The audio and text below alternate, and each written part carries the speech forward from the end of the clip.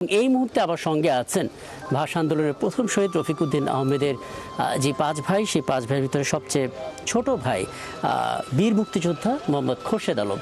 আপনাকে আমন্ত্রণ জানাচ্ছি, কৃতজ্ঞতা জানাচ্ছি যে আপনি আমাদেরকে সময়টা দিচ্ছেন। আমরা আসলে ভাষা শহীদদের যে তথ্যগুলো, সঠিক তথ্যগুলো কেবল পরিবারের কাছ থেকেই পাই, এবং আমরা সত্যিই কৃতজ্ঞ যে আপনি আমাদেরকে সময়টা দিচ্ছেন। ছোট্ট একটা বিষয় দিয়ে শুরুটা করতে চাই, মানে একটি ছেলের শৈশব যেভাবে কাটে তার উপরে তো নির্ভর করে তার পরবর্তী জীবনে যেই আদর্শগুলো স্থাপিত হবে। আমরা দেখতে পেলাম যে এখান থেকে একটা মুদ্রণ শিল্পের সঙ্গে জড়িত ছিলেন আমাদের শহীদ রফিক।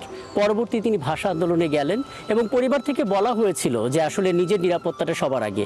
21শে ফেব্রুয়ারির কথা আমরা বলি, সেই 21শে ফেব্রুয়ারির কথা ছিল যে বিয়ের শপিং করে আনবেন, কেনাকাটা করে আনবেন, বাজার করে আনবেন শহীদ রফিক, কিন্তু তিনি সেটা না করে তিনি মাতৃভাষার জন্য সেই দাবিতেই মিছিলে গেলেন। ঘটনাটা বলতে পারেন যতটুকু আপনি শুনেছেন।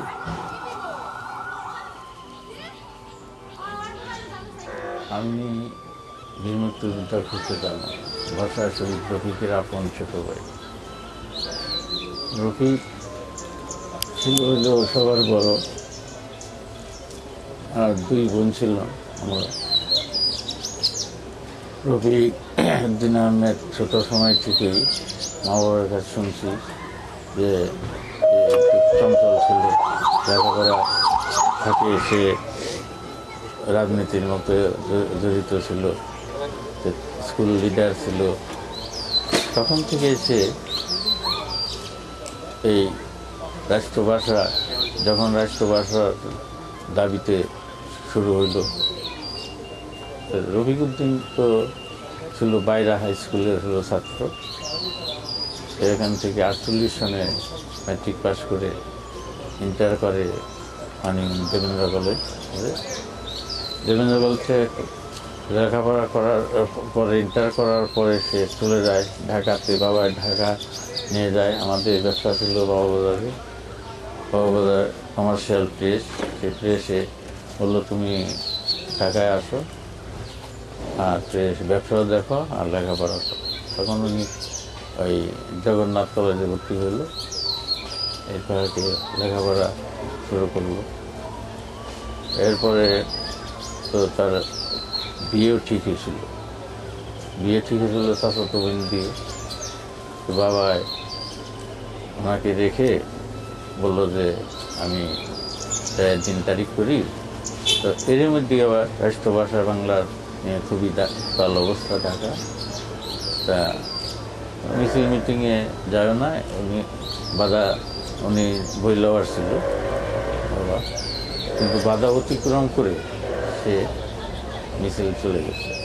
মিছিলে যাওয়ার আগের রাত্রে আমার ভগ্নিপতি মোবারক আলী খান আলুবাজারে তার হলো ঠিকানা, সেই রাত 10টা পর্যন্ত সে ওখানে বসা ছিল।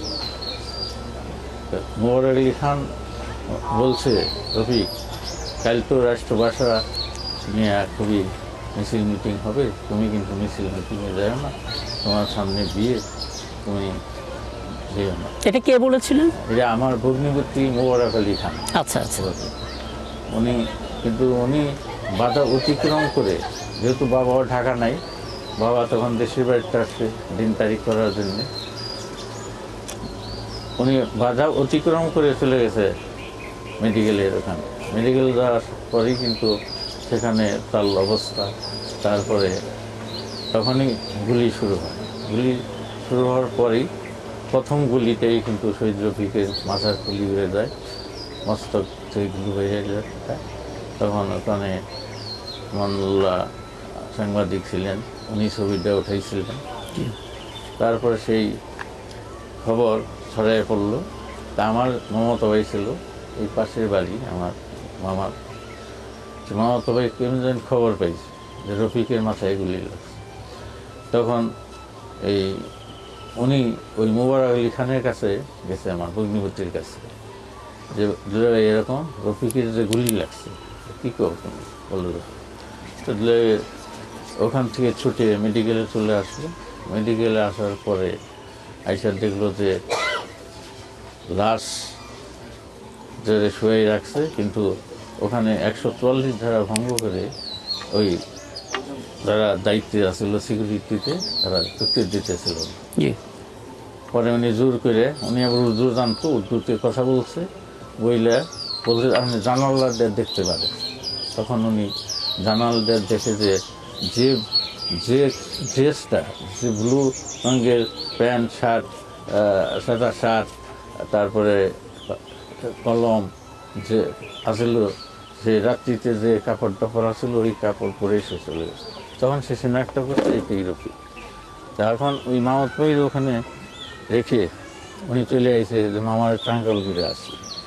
উনি আসছে গুলিস্তানে ট্রাঙ্গল করতে, যে তুমি থাকো এখানে, আমি আসতেছি। কিন্তু আমার ওই ভাই ওখানে আর থাকতে পারে নাই, কারণ থাকতে দেয় নাই, ওখানে যে শুয়ে আসছে। এই মধ্যে লাশ সরাই নিয়ে গেছে, লাশ সরাই নিয়ে গেছে আজিমপুরে নিয়ে গেছে, ওখানে কবর দিচ্ছে। পরবর্তী যারা মারা গেছে, যে বরকত সালাম জব্বর, ওরা পরের দিন মারা গেছে। একদম। আসলে আমরা দেখছিলাম যে যখন তিনি শহীদ হলেন তখন ওনার বয়স ছিল মাত্র ২৬ বছর, এবং দিনটা ছিল, মানে জন্মদিনটা ছিল ১৯২৬ সালে ৩০ অক্টোবর, এবং এটা হচ্ছে ২০২৬। তার মানে এবছর ৩০ অক্টোবর জন্ম শতবর্ষ পূর্ণ হতে যাচ্ছে। দেখুন, মানে শুধুমাত্র ফেব্রুয়ারি এই মাসটা আসলেই কি আমরা স্মরণ করছি শহীদ রফিককে, নাকি সারা বছর এগুলো নিয়ে কোনো না কোনোভাবে আয়োজন হয়? ইদানিংকালে সেটা হচ্ছে, কোনো পরিবর্তন কি দেখেছেন? না, সারা বছর তো পরিবর্তন নাই। এই ফেব্রুয়ারি আসলি, প্রতি ফেব্রুয়ারিতে আসলি এই, তাও মনে করেন যে 10 তারিখে শুরু হয়, তখন বিভিন্ন সাংবাদিকরা আসেন, আমিও, আমাদের ডাকি, আমি আসি, এসে যতটুকু করতে। আমি সারা জীবনে বলে আসলাম যে ফেব্রুয়ারি আসলে আমাদেরকে শ্রদ্ধা করেন, খবর নেন। এর 11 মাস আর আমাদের কোনো খোঁজ খবর নেই। আমি বিটিভির এক সাংবাদিককে 20 দিন আগে বলছিলাম যে আপনারা তো ফেব্রুয়ারি আসলে আমাদেরকে খবর নেন, তারপর তার খোঁজ খবর নেই। উনি আবার হাসলো, ব্যাপারটা ঠিকই বলছেন আপনি। তার মানে আপনার প্রত্যাশার জায়গাটা কি, একটা নতুন সরকার এমন একটা সময় এলেন যেই সময় আসলে আমরা একটা নতুন স্বপ্ন দেখতে শুরু করছি, কি প্রত্যাশা আপনার এই সরকারের কাছে এখন? এই সরকারের কাছে আমরা তো ওই বিগত সরকারের কাছে বহু কিছু দাবি করছিলাম। আমরা ঢাকাতে একটা বাসস্থান চাই, এই 5টা পরিবারকে এক জায়গায় রাখা হোক, তারপরে এখানে শহীদ রফিকের নামে একটা ইউনিভার্সিটি হোক। এটা অনেক কথাও দিয়েছিল, এমপি মমতাজও বলছিল এটা আমি করবো, এনাম সাহেব বলছিল এটা আমরা ইউনিভার্সিটিটা করবো। আমরা অনেক দাবি করছি পর্যন্ত। ইভেনকে আমি প্রধানমন্ত্রীর কাছে সাক্ষাতের জন্য অনেক চেষ্টা করছি, ডাক যুগে রেজিস্টার রেডি করে চিঠি দিছি, নিজে প্রধানমন্ত্রী কার্যালয়ের কাছে যাই চিঠি দিছি। দীর্ঘদিন ধরে আসলে সেই চেষ্টা করে কোনো ফল পাননি। ফ্যামিলির পরিবারের জন্য এই পর্যন্ত কোনো দায়িত্ব সরকার নেয় না। এই জাদুঘরটা হয়েছে তত্ত্বাবধায়ক সরকারের সময়, কোনো ইলেকট্রিক গভর্নমেন্ট কিন্তু এটা করতে পারেনি। দুঃখ হয় আমাদের যে আমরা এই যে এই বাড়িটা এই অবস্থা হয়ে রয়েছে, ওই মানুষ আসতেছে যাইতেছে দেখতেছে, ডিসি সাহেব, এসপি সাহেব সবাই আসে, এমপি মন্ত্রী সবাই আসছে, এমন কোনো লোক নাই। গফফার চৌধুরী আসছে, মতিন ভাই আসছে, ভাষা সৈনিক, তারা সবাই আসছে। মারে নিয়ে গেছিল গাজীউল হক,